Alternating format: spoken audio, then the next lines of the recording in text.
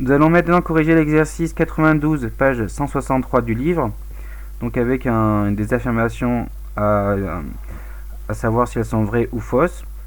Première affirmation, donc la limite en moins 1 plus et moins l'infini. Est-ce que c'est vrai ou est-ce que c'est faux? Alors, on passe à la correction, donc vous pouvez mettre sur pause et faire l'exercice. Là, on passe à la correction. Alors, ici. Donc, je regarde la limite en moins 1 plus. Donc, je regarde ici, j'évalue, je regarde s'il y a une forme indéterminée. Si je remplace ici par moins 1 plus, ça fait donc ln de 1, ça fait 0. Et là, en moins 1, ça fait donc ça fait ln de 0. Et ln de 0, c'est donc en limite, bien sûr, hein, ça vaut moins l'infini. Et avec le 2, on obtient du coup, j'aurais dû l'écrire peut-être là, on obtient ln de 1 moins 2 fois ln de 0, d'accord, plus, bien sûr.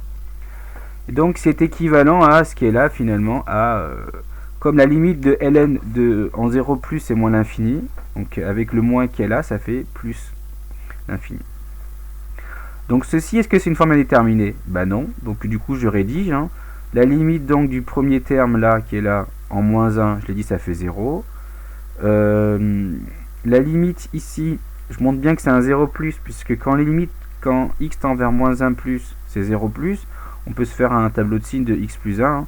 Donc quand je suis à droite de moins 1, bah, je suis plutôt positif. Donc quand je me rapproche de moins 1, là ça fait un 0 plus. Du côté positif. Du côté, pardon, de droite.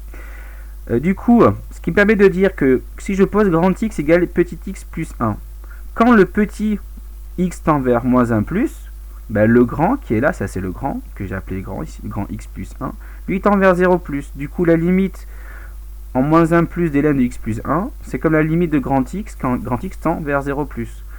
Et ça, c'est les limites du cours, c'est la limite donc en 0 plus de ln, c'est moins l'infini. Au final, donc par produit d'une part, parce que l'on fait x2, et par somme, on obtient donc plus l'infini. Donc l'affirmation qui disait que c'était moins l'infini est une affirmation fausse. Pour la b, la limite en plus l'infini, donc on va regarder ce qui se passe. Ici, est-ce qu'on a une forme indéterminée? Donc si je regarde si on a une forme indéterminée, en plus l'infini, tout ça, ça va tendre vers plus l'infini, moins ce qu'à l'intérieur, x qui tend vers plus l'infini, ça fait aussi plus l'infini. On se retrouve avec moins l'infini plus, moins l'infini moins plus l'infini. Et ça, c'est une forme indéterminée. Donc qu'est-ce qu'on fait quand on a une forme indéterminée? Ben, là, très souvent, on factorise. Là, ça paraît difficile. Comme on est avec... ou alors on se ramène à des choses du cours. Mais là, ben, on va se ramener à une chose du cours qui est donc les propriétés de la fonction logarithme népérien. Je vais utiliser celle-ci et celle-là. Ben, celle-ci elle paraît évidente puisque voilà, puis celle-ci, c'est pour donc quand j'ai un coefficient dans mon ln, je peux le rentrer dans le logarithme népérien, mais à condition de le mettre en exposant. Maintenant, donc ce qui me donne ben, mon moins 2 ln de x plus 1 devient moins ln de x plus 1 au carré, là. Ce qui est au carré, c'est bien x plus 1 et pas l'expression ln de x plus 1, donc d'où les doubles parenthèses que j'ai mises. Et ensuite, j'utilise la formule donc là pour avoir du coup ln d'une fraction de polynôme. Et comme je dois calculer la limite, je vais développer. Donc en général on ne développe pas, mais là je vais développer parce que j'ai besoin pour la limite. Souvenez-vous, la limite donc de fraction de polynôme est seulement en plus et moins l'infini. Je prends seulement les monômes de plus degré. Et je répète que c'est vrai que pour plus ou moins l'infini. Si j'avais une limite par exemple en 2 ou en moins 1, ça ne marche pas. C'est seulement pour plus et moins l'infini. Donc ça fait limite de 1. Donc si je pose grand x égale tout ça, quand le petit tend vers plus l'infini, le grand, que j'ai justifié là, il tend vers 1. Et ensuite, ici, quand x tend vers plus l'infini, donc c'est comme si ln de grand x, quand grand x tend vers 1, qui va me donner ln de 1 et ça vaut 0. Donc ici, la limite est-elle... est-ce que l'affirmation est vraie? Donc l'affirmation est fausse, encore une fois. L'affirmation B est fausse. Ensuite, le C, est-ce que la fonction est croissante? Il faudra donc étudier la dérivée, enfin le cycle de la dérivée, et on en dira les variations de la fonction f. Je dérive, je répète que la dérivée de ln de u, c'est u' sur u. Donc je dérive. Je mets même, comme je dois étudier le signe, je mets au même dénominateur, ça c'est important. Et là, je vais donc simplifier le numérateur et je vais aboutir à un quotient comme ça. Et chaque membre du quotient est un produit, c'est parfait. Là, puis là, c'est une fonction, enfin, c'est une expression du premier degré. Ça, je connais le signe. Donc au final, comme on utilise sur, et là, il y avait un petit, fallait faire attention, sur 1 plus l'infini. Donc sur 1 plus l'infini, bah, ceci c'est strictement positif, parce que tous les termes sont positifs. Là aussi, tout est positif, d'accord. Et sur 1 plus l'infini, donc ça c'est une fonction affine, elle est positive puisqu'elle s'annule en 1, et comme elle est croissante, donc elle est positive après 1.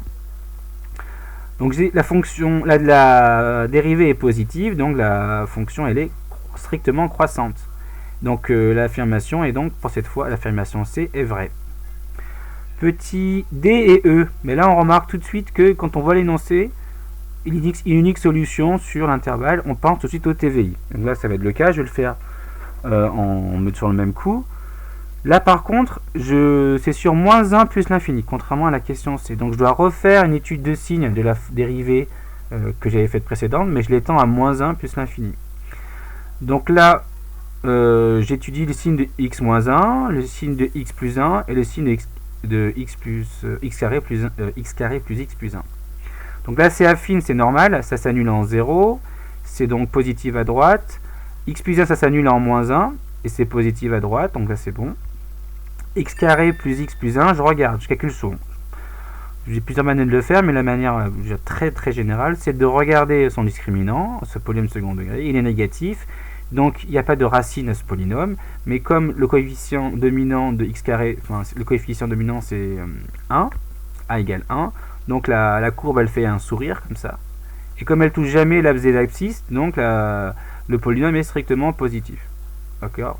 Du coup j'en déduis par produit, les règles des produits, que f' est négatif sur moins 1, 1 et positif sur 1 plus l'infini. On a donc des variations. On calcule l'image de 1 par f, ln de 1. D'accord, c'est ici, je calcule. Ça fait ln de 3 quarts, donc je peux le refaire si vous voulez. Donc ici, f de 1. D'accord, je répète que c'est ln de 1 au carré, ça fait 1, plus 1 plus 1, ok, moins 2 fois ln de 1 plus 1. On aboutit à ln de 3, moins 2 ln de 2. Mais comme on l'a vu tout à l'heure, le 2, si je veux le faire rentrer dans le logarithme, ça va faire en exposant, ça fait ln de 3 moins ln de 2 au carré, c'est-à-dire 4. D'accord, le 2 est passé en exposant, ça fait 2 puissance 2, ça fait 4. Et là, la formule que vous connaissez, ln de a moins ln de b, c'est ln de a sur b. Maintenant, on a donc ici, et au passage, on pouvait soit vérifier à la calculatrice que cette valeur est négative, soit savoir que comme 3 quarts c'est plus petit que 1, et que donc on sait que le logarithme de tout ce qui est entre 0 et 1, entre 0 et 1 strictement, est négatif. C'est dû à la courbe, je vous rappelle. Ici vous avez la courbe comme ça, ln elle fait comme ça s'annule en 1, donc tout ce qui est entre 0 et 1 c'est négatif. Question, est-ce qu'il a mis une unique solution sur moins 1 plus l'infini? Vous voyez bien que f de x égale 0, il n'y a pas de 0 à mettre entre ce nombre là et 0, d'accord, puisque 1 est en dehors de cet intervalle. Par contre 0 il appartient à l'intervalle, donc ln de 3 quarts plus l'infini, puisque c'est négatif, 1 est forcément entre les deux. Donc, 0 est forcément entre les deux, 0. Donc par le TVI, puisque la fonction elle est continue, strictement décroissante, et que 0 appartient à l'intervalle ici image, alors il va exister un unique antécédent, alpha, sur moins 1, 1, et comme il n'y en a pas sur 1 plus l'infini, donc il y a une seule solution sur moins 1 plus l'infini. On fait pareil, donc l'affirmation D elle est vraie. Pour la E, on fait pareil pour 1. 1 n'est pas compris entre ln de 3 quarts et 0. Par contre 1, il est compris entre ln de 3 quarts et plus l'infini, puisque ln de 3 quarts est négatif. Donc forcément 1 est quelque part sur cette flèche. Donc il va ici un unique antécédent bêta appartenant à moins 1, 1. Donc ça, par le TVI, il existe une solution, attention, par le TVI, la fonction est continue, strictement décroissante. 1 appartient à l'intervalle image, là, que je vous montre. Et donc il existe une unique solution entre moins 1 et 1. Mais comme il n'y en a pas entre 1 et plus l'infini, parce que la fonction est strictement négative, donc il y a une unique solution sur tout l'intervalle moins 1 plus l'infini. Donc l'affirmation E est vraie.